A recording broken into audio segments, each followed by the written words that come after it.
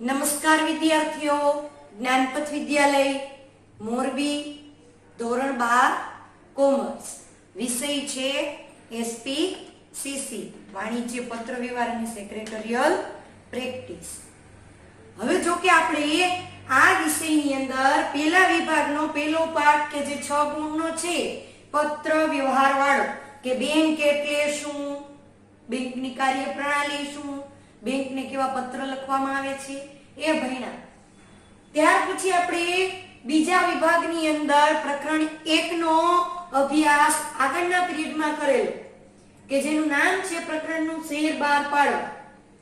Share બહાર પાડવા એટલે કંપનીને કુલ મૂડીના એક સરખા નાના ભાગ જે જાહેર જનતામાં રોકાણ કરવા માટે આમંત્રણ આપવા માટે વિજ્ઞાપન પત્ર તૈયાર કરવામાં આવે છે। એ વિજ્ઞાપન પત્ર વાંચી જે રોકાણકર્તાને જે શેર ખરીદવા છે એ શેર ખરીદી ભરણાની યાદી મુજબ શેર અરજીની વિધિમાંથી પસાર થશે।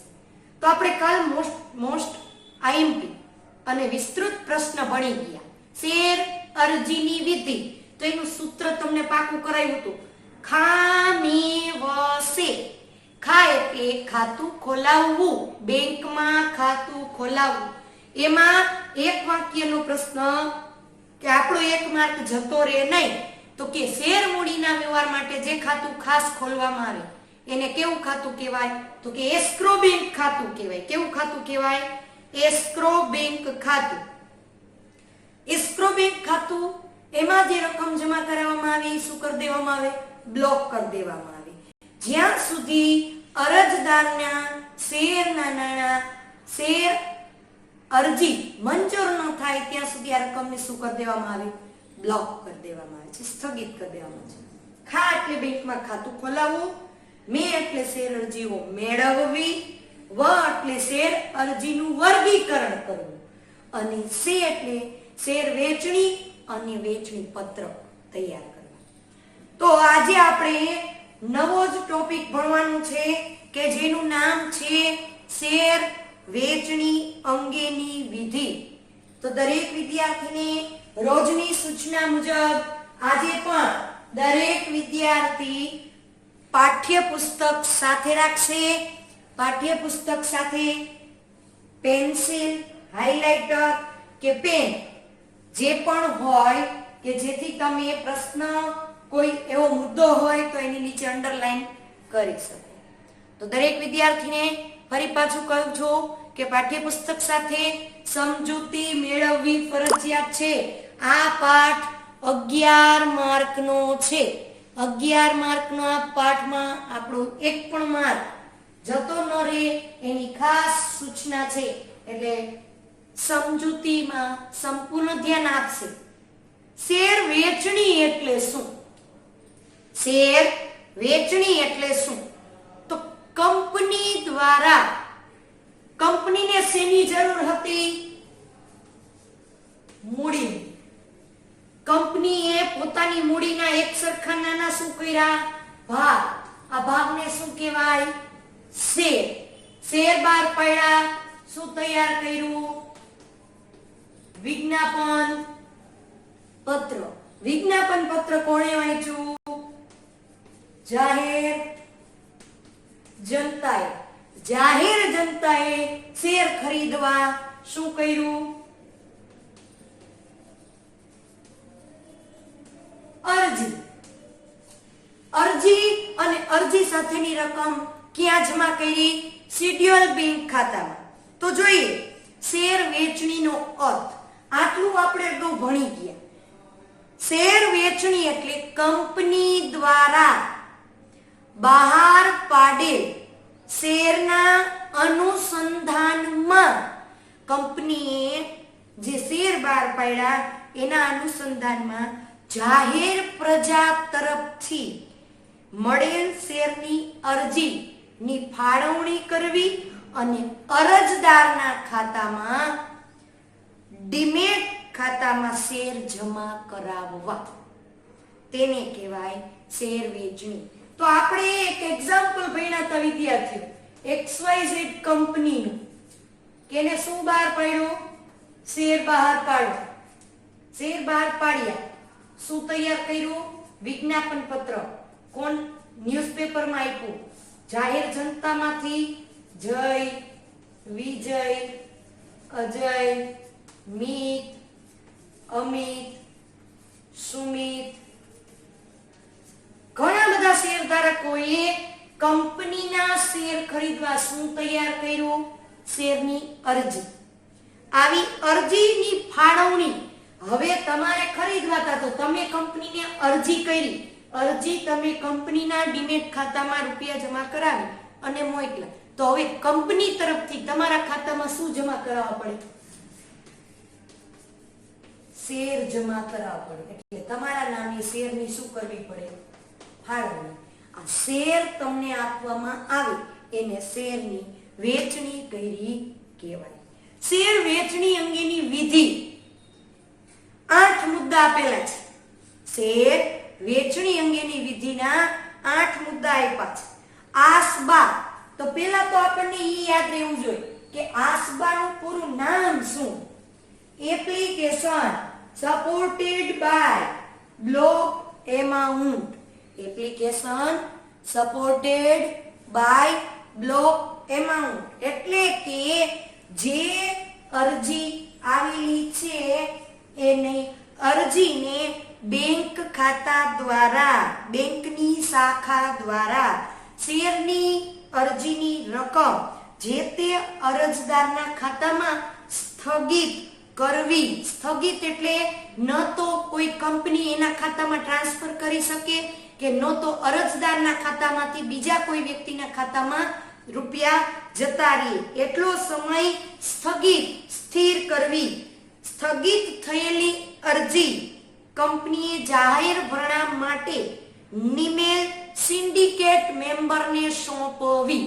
તો પેલું જ યાદ રાખવાનું છે, આસબા દ્વારા શેર અરજીની રકમ અરજદારના ખાતામાં સ્થગિત કરવી અને સિન્ડિકેટ મેમ્બરને સોંપવી.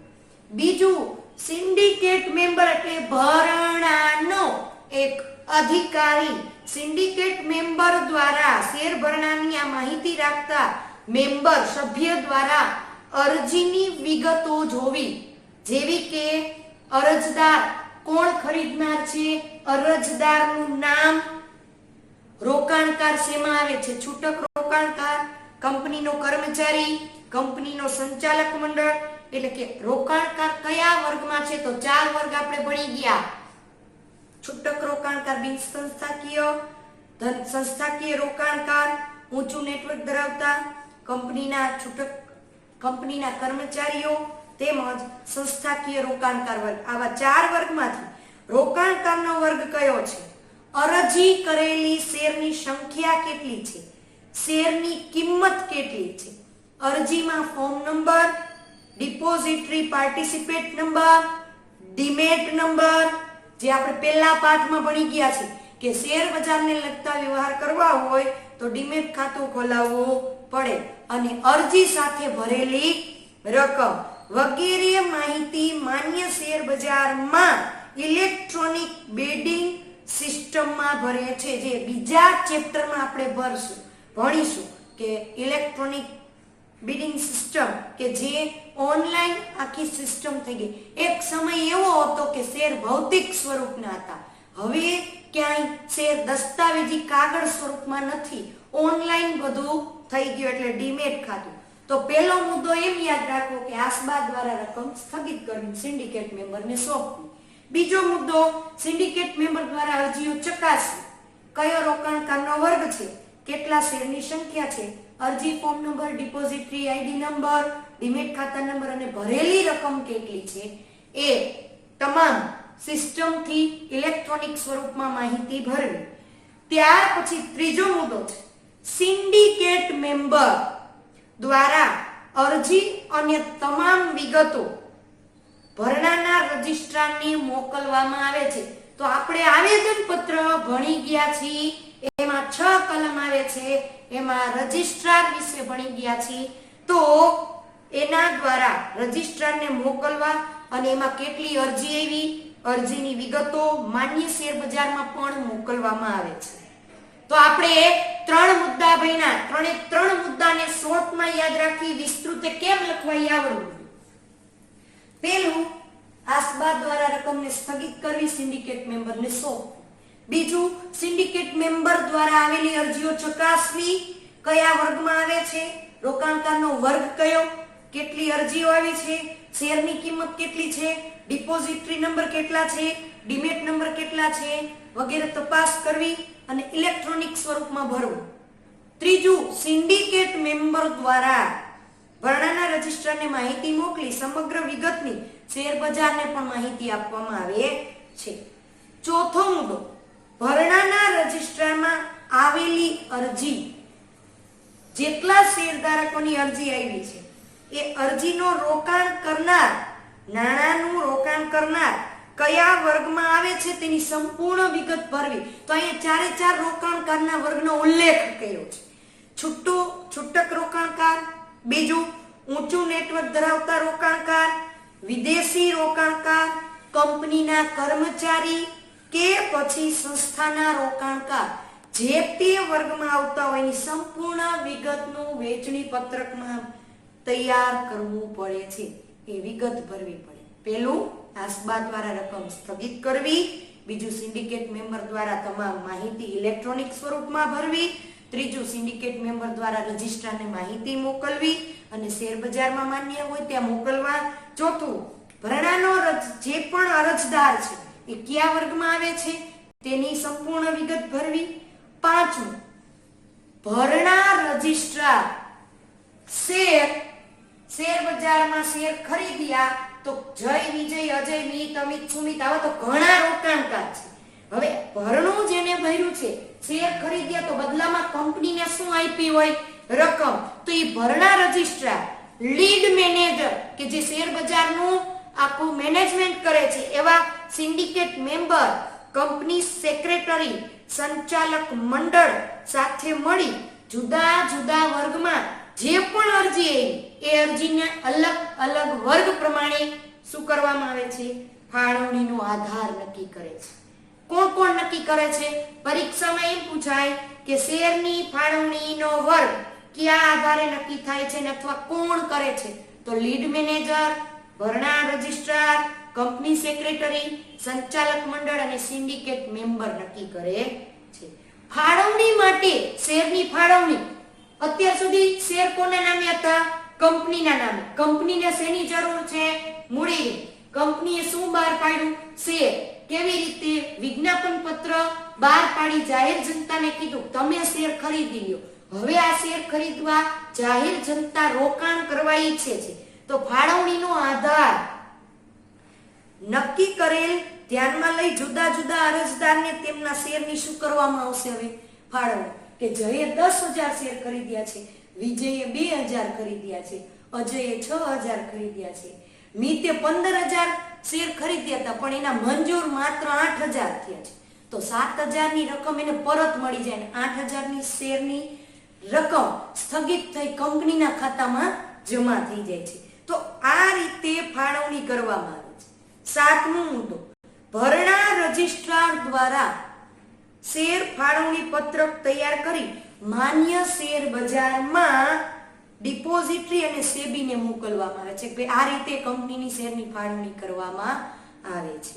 અને આઠમો મુદ્દો, ડિપોઝિટરી દ્વારા અરજદાર એટલે કોણ? શેરધારક, શેર ખરીદનાર, શેર રોકાણકાર.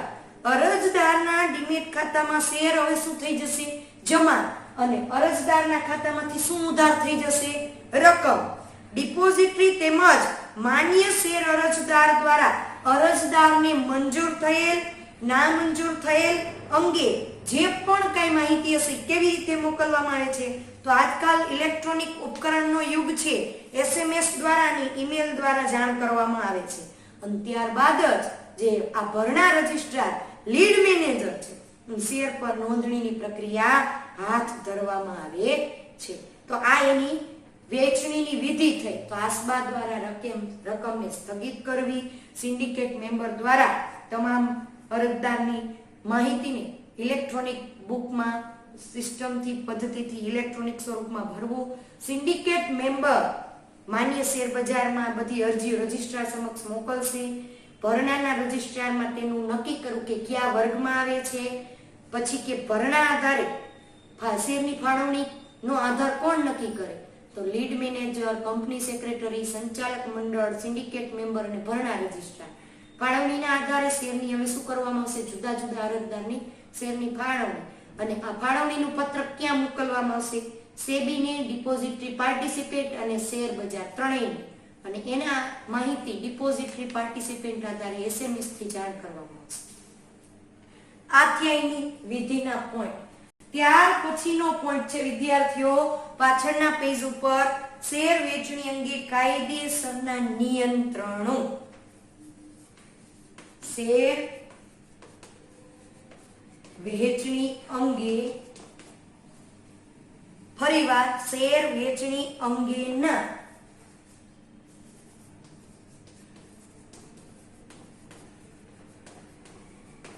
કાયદેસરના નિયંત્રણો અથવા તો કંપની ધારાની જોગવાઈ. એવું પૂછે પરીક્ષામાં કે શેર વેચણી અંગેની કંપની ધારાની કાયદેસરની જોગવાઈ. તો કાયદેસરના નિયંત્રણો એ જ કાયદેસરની જોગવાઈ. 14 મુદ્દા આપેલા છે. પેલા 8 મુદ્દા છે જે વેચણીની સૂચના કરે છે કે શેર વેચણી કેવી રીતે કરવી. હવે જે છે એ શેર વેચણી અંગેની કાયદેસરની કંપની ધારાની જોગવાઈ છે. શેર વેચણી અંગે તો કંપની ધારો કયો? તમે 11 માં ભણી ગયા. નવો ભારતીય કંપની ધારો 2013 કે જેની માર્ગદર્શિકા કોણે આપેલી છે? જેનું સૂચન કોને આપેલું છે? તો કે સેબીએ. તો સેબીનું પૂરું નામ શું? તો કે security and exchange board of India. એના દ્વારા કેટલાક અંકુશો, નિયંત્રણ એટલે શું? અમુક નિયમો, અમુક અંકુશ, અમુક જોગવાઈઓ આપેલી છે. કેવી જોગવાઈ? તો કે કંપની જાહેર ભરણા માટે શેરને વટાવથી બહાર પાડી શકશે નહીં. હવે વટાવ શબ્દ આવ્યો તો 50,000 શેર રૂપિયા 100 લેખે.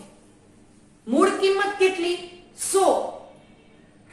100 માંથી કંપની એમ ન કહી શકે કે હું 98 રૂપિયામાં શેર બહાર પાડું. તો 2 રૂપિયા વટાવ આપ્યો કહેવાય. કોઈ પણ કંપની વટાવથી શેર બહાર પાડી શકે નહીં. પહેલી જોગવાઈ આ છે. બીજું, જાહેર ભરણામાં છૂટક રોકાણકાર માટે કુલ બહાર પાડેલ શેરમાં ઓછામાં ઓછા 10% અનામત રાખવામાં આવશે. કુલ ભરણાના 10% અનામત રાખવામાં આવશે.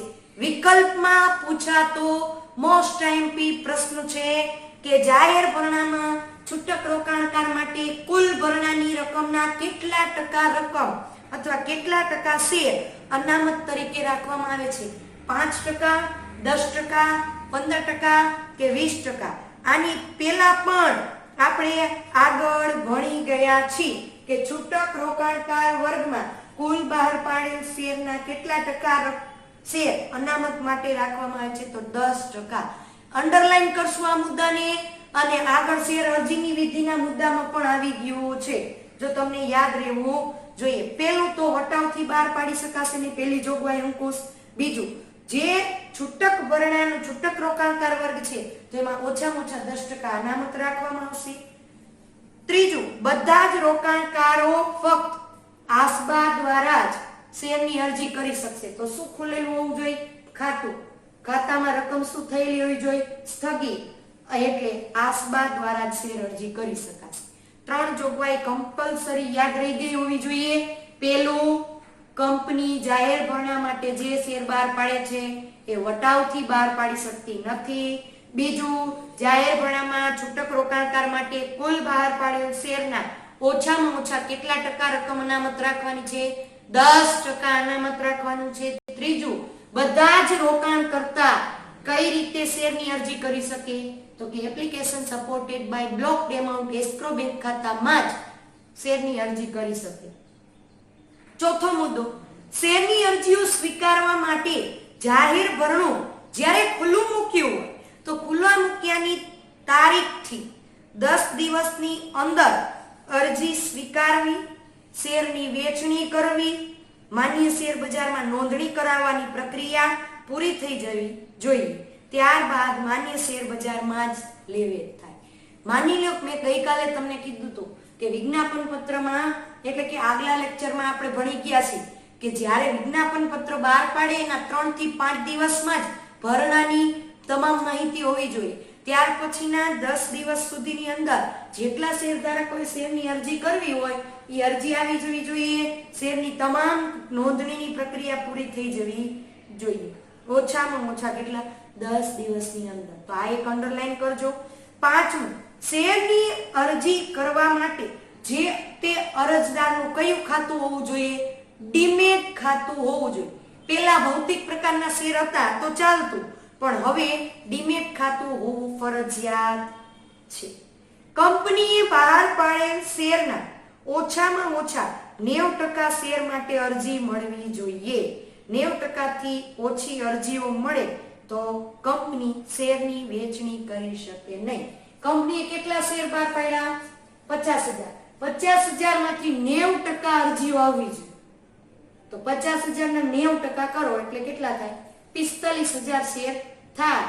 5,000 શેર હજી કોઈ ખરીદ્યા નથી તો 90% ખરીદેલા છે તો શેરની વેચણી થાય. 5,000 શેર કોણ ખરીદી લેશે? બાહેધરી દલાલ.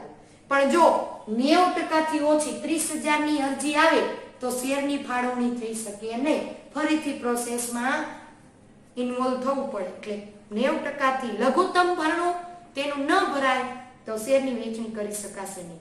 તો કેટલા મુદ્દા થયા? 6. પેલું વટાવથી બહાર પાડી શકાશે નહીં. બીજું, ઓછા છૂટક રોકાણકાર માટે અનામત માટે ઓછામાં ઓછા 10% અનામત રાખવા. ત્રીજું, આસબા દ્વારા જ અરજીઓ સ્વીકારવામાં આવશે. ચોથું, જાહેર ભરણું ખુલ્લું મૂક્યાના 10 દિવસમાં તમામ પ્રોસેસ થઈ જવી જોઈએ. કઈ પ્રોસેસ? શેર વેચણીની, શેર અરજીની, શેર લે વેચની, માન્ય શેર બજારમાં લે વેચ. પાંચમું, જે શેર અરજદાર અરજી કરે છે તેનું ડીમેટ ખાતું હોવું ફરજિયાત છે.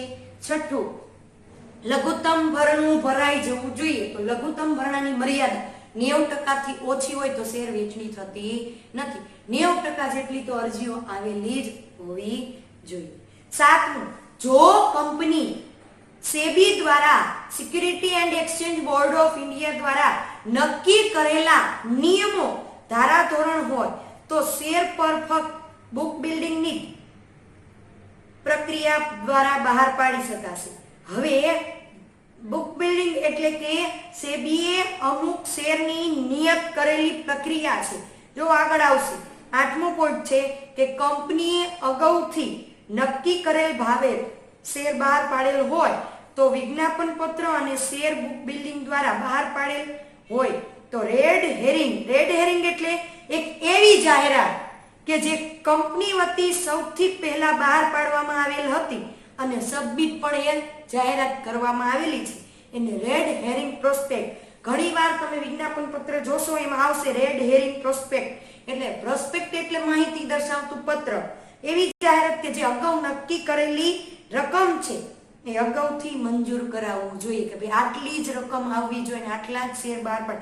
જાહેરાતમાં અગાઉ નક્કી કરેલી રકમ હોય છે એ બુક બિલ્ડિંગ અને રેડ હેરિંગ પ્રોસ્પેક્ટ દ્વારા. 9મો મુદ્દો, બહાર પાડેલ શેરની દાર્શનિક કિંમતમાં ઓછામાં ઓછા 5% રકમ અથવા સેબી દ્વારા નક્કી કરેલ નિર્ધારિત કરેલ એટલે નક્કી કરેલ શેરની અરજી સાથે મંગાવેલી હોવી જોઈએ. તો તમને લોકોને 11માં ભણાવ્યું હતું કે 50,000 શેર ઉપર ક્યારેય કંપની 100 રૂપિયા નહીં મગાવે. પેલા અરજી વખતે 20, મંજૂરી વખતે 20, પ્રથમ હપ્તો 20, બીજો હપ્તો 20 અને ત્રીજો છેલ્લો હપ્તો 20. આમ હપ્તાથી રકમ મંગાવશે તો ઓછામાં ઓછી 5% રકમ અરજી સાથે મંગાવેલી હોવી જોઈએ. એ પણ મુદ્દો નોંધ કરજો, વિકલ્પમાં પૂછાય છે. શેરની નોંધણી માન્ય શેર બજારમાં થયેલી હોવી જોઈએ. માન્ય શેર બજારમાં શેરની નોંધણી થયેલી હોવી જોઈએ. ફાળવેલ શેર ડીમેટ ખાતામાં જમા કરાવવા જે તે ડિપોઝિટરી કંપની સાથે સમજૂતી કરેલી હોવી જોઈએ. એટલે ડિપોઝિટરી પાર્ટિસિપન્ટ પાસે પણ માહિતી હોવી જોઈએ. વિજ્ઞાપન પત્રમાં લઘુત્તમ ભરણાનો ઉલ્લેખ અને તેની અસર પણ જણાવવી જોઈએ. જો તમે વિજ્ઞાપન પત્ર કેવું હોય, કેવી રીતે માહિતી આપે છે, શું લખેલું હોય છે, આપણે અગાઉ ભણી ગયા છીએ. આવતા પીરિયડમાં એકવાર પાછું વિજ્ઞાપન પત્ર જોશું ઓનલાઈન શિક્ષણ દ્વારા. વિજ્ઞાપન પત્રમાં લઘુત્તમ ભરણાનો ઉલ્લેખ અને તેની અસર જણાવવી જોઈએ. ત્યાર પછી 13મો પોઈન્ટ, જાહેર ભરણા માટે કંપની લઘુત્તમ નેટવર્ક એટલે કે સેબી દ્વારા જે ધોરણ પ્રમાણે નક્કી કરેલું છે એ પ્રમાણે હોવી જોઈએ.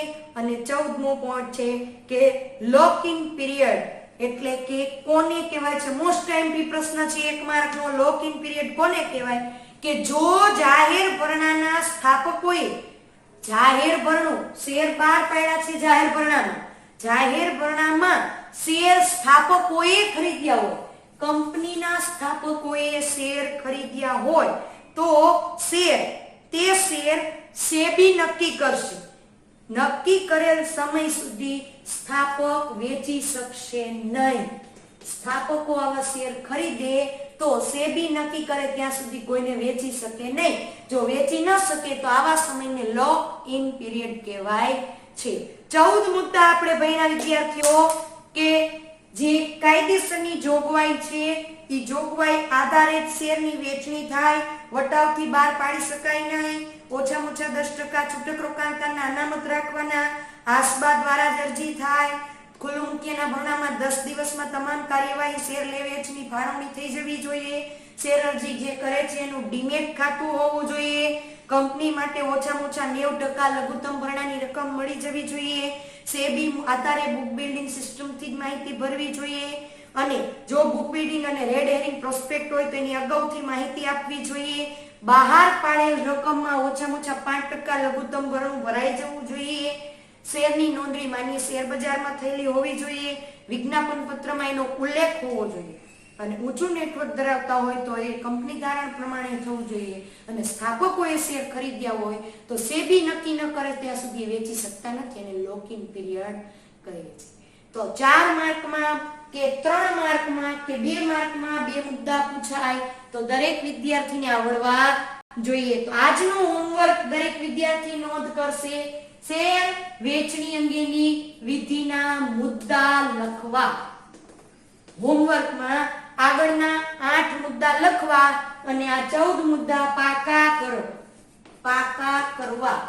હોમવર્કમાં મોસ્ટ એમપી બંને 4-4 માર્કના પ્રશ્ન પૂછાઈ શકે. 4 માર્કમાં અથવાની અંદર અથવાનો પ્રશ્ન હોય તો વિધિ પૂછે અને અથવામાં જોગવાઈ પૂછે. તો હોમવર્ક દરેક વિદ્યાર્થીને યાદ રહેવું જોઈએ. તો દરેક વિદ્યાર્થીએ લેસન કરવું ફરજિયાત છે. શેર વેચણી અંગેના મુદ્દા 8 છે તે લખવા ફરજિયાત છે. નમસ્કાર.